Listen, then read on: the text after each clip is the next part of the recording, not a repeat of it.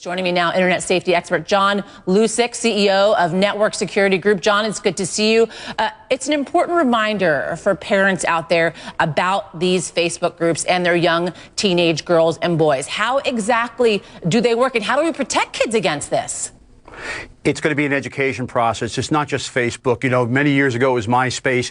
It's Kik. It's a whole bunch of applications out there. But we have to remember one thing. It is not the problem of the technology. It's the problem of the perpetrator. The guy who did this is responsible for this, not the online technology. Everybody has a right to use this. We wouldn't blame the car manufacturer if a kid got abducted with a car. Why are we going to blame the technology, which some people want to do in this case, when it happens like this?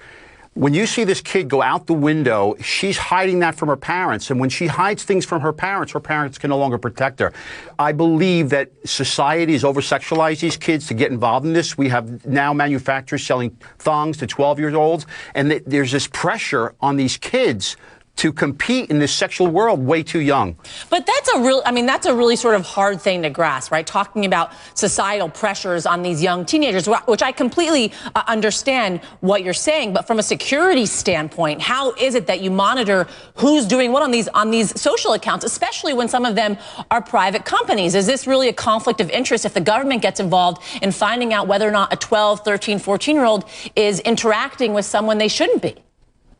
Well, no, because you're not going to know. A lot of these applications allow you to be anonymous. So this 18-year-old guy could have said he was a 12-year-old guy. And in fact, he could have said he was a woman and he wouldn't have known us. And we've seen cases like this. Remember, this is nothing new. This has been going on since the early 1990s, when right here in New York, we had people flying from the West Coast into New York and Jersey to have sex with little kids. So this is nothing new. I think that sometimes parents use the internet and the computer as a babysitter while they can go off and do other things, thinking their kid is safe in the house. But when you, and I said this back in 1992, when you attach a modem, today it's a little different, to your kid's computer, you let them play with criminals. You're giving them access to the entire world, but the entire world has access to your little 11, 12, and 13-year-old child, and the only way to protect them is through education. Okay, I hear you on that, but at the end of the day, you can't really isolate your kid and not let them get on the computer, because at the end of the day, they're going to want to enter the job world, and they need to be educated as to how to use that computer and the internet. So concrete stuff, John,